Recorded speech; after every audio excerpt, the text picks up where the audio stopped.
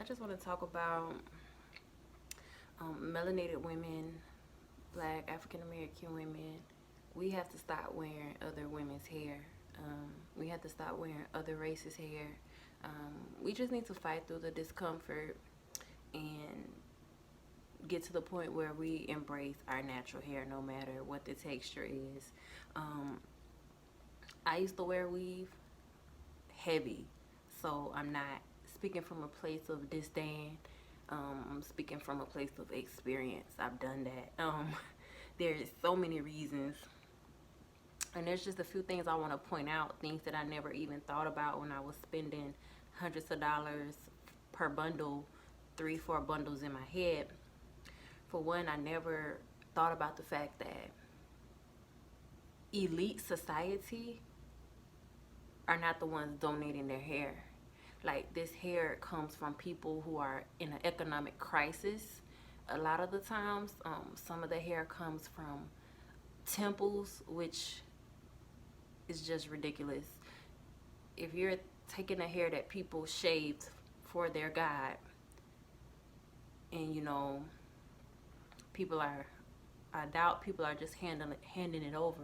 I'm pretty sure it's being stolen or smuggled, whatever the case is. And this is an offering to their God. Is like, that's equivalent to taking the tithes out of the bucket at church. Like, that hair wasn't for you, it was for a God. And I remember being so like stuck in my materialistic phase where if somebody said that to me, I probably would not have even cared. But the seed would have been planted and I would have thought about it. Like, it's just whatever.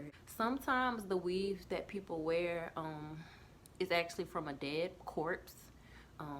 Like, people who sell hair weave, they go to great lengths to get that hair. So a lot of the women who have had to sell their hair, you know, they were once again in the economic crisis, and a lot of the times they didn't get, good amounts of money for the hair. A lot of the times they felt regretful after giving the hair, after doing what they had to do for the hair. So you have to think about how bad does a person's situation have to be to the point where they have to sell their hair to make ends meet. And a lot of the times they're regretful, and one thing people don't really like think about in that context is before hair is hair on any of us, it's blood in our body. So ultimately you're wearing someone's blood, someone's skin. You're literally wearing this whole person on your head, and it's just like, for what? For what? And it's just so crazy because as women of color, we love to say how other races are copying us and mocking us, but we're doing the ultimate copying by wearing their hair. It's really just weird, and the fact that it's considered such a luxurious thing to have bundles on top of bundles, on your hair, and supposedly it's virgin and this, that, and the third. It's really just fucking weird when you have your own hair that grows from your head.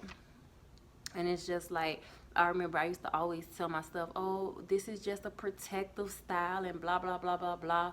Like, women of color spend 90% of their lives worried about a protective style, trying to protect your hair that naturally grows from your head by wearing someone else's hair. So the whole time you've mastered how to deal with and interact with another race's hair, but yet when you do finally give your hair a break, you barely know what to do with it. You can't stand it. You're getting frustrated with it. Like, you could leave this, no, tomorrow's never promised. Like, you could leave out of here today or tomorrow, and it's like, you spent your whole life wearing protective styles. There are women of color who die with a wig on. And it's just like, it's like we just can't let it go. We've done so much better as women. The natural community is just growing more and more by the day. It's awesome. But I just have to think. I think about these so-called, like, celebrities who are supposed to be these quote-unquote bad bitches, but yet they don't feel comfortable wearing their real hair. They feel comfortable showing it off, like, hey, I got inches under these bundles, which is a whole nother thing, because to have inches under the bundles is beyond ridiculous. I can see if you possibly had alopecia or a sickness, then I feel like wearing weave is a sacred act. But when you got hair already, I feel like it's a little bit unnecessary, and I actually feel like it's greedy. Because nobody can tell me that many women are cutting and sacrificing their hair ethically and happily at the rate that hair weave is being sold. Nobody can make me believe that.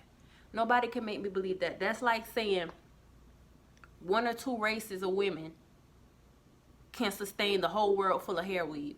That much weave is not being willingly, happily donated or given away or sold. It's just not.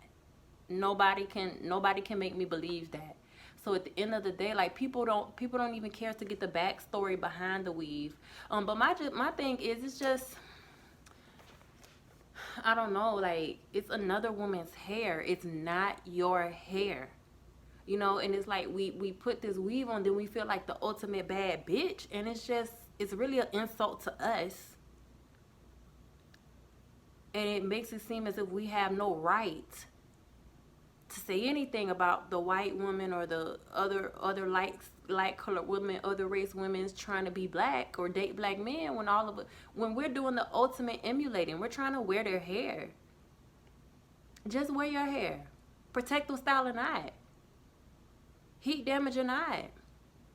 Trim your ends. Just get used to wearing your hair. Wear it, embrace it, bond with it. There are women who don't know their hair. Their whole life they worn weave. Nobody is thinking that's weird. Nobody, the whole life worn weave. They don't feel good without weave. No, we just have to stop wearing weave. We just have to stop. A lot of people are not, but some people are, and more people are waking up every day. So, and my thing is, yeah, so I was talking about that a few moments ago. Like, how is it a flex? How is it a flex having long hair under your weave? So this person who cut their hair really cut it for nothing. You got hair. I just don't get it.